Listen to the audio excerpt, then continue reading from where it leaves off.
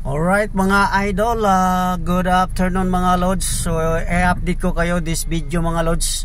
Dito na tayo sa may Bacolod City mga idol. So first time kong nakapunta rito sa Bacolod. So ganito na pala siya kaganda mga idol. Grabe, matataas na rin pala ang mga building dito mga lods. Doon sa dinaanan namin kanina So parang ano na rin siya mga idol, Cebu City. So yan, may mga matataas na mga building. So hindi na pala basta-basta ang Bacolod mga idol. Ito yung Negros Occidental, yung Bacolod. So malaki talaga ang Negros dahil mayroong Oriental. Yung Dumaguete, San Carlos, yan ang Oriental. So pagdating dito sa dito na mga idol, yung daming city pala rito mga lods. So napakaganda na pala ng Bacolod mga idol. Ayan mga lods. Daming city na dinaanan namin. Halos lahat ng dinaanan namin ay mga city.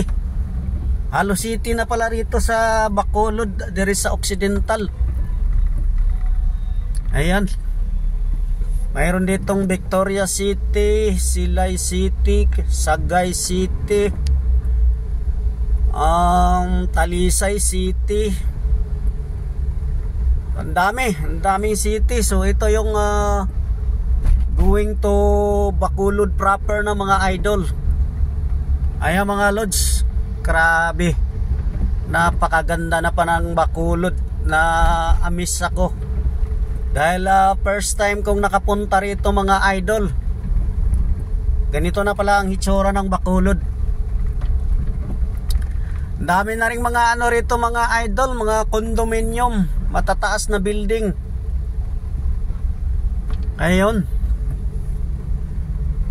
At dito ngayon si Lito Lapid mga idol. Dito sila nag-ano ng kumpanya, yung nangungumpahan mga lodi.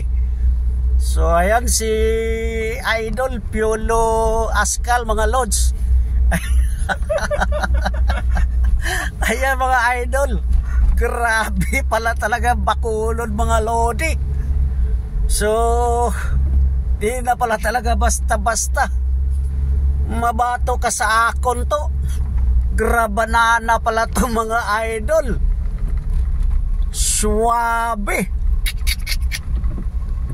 Talagang na-amiss ako dito sa lugar na to, Bacolod.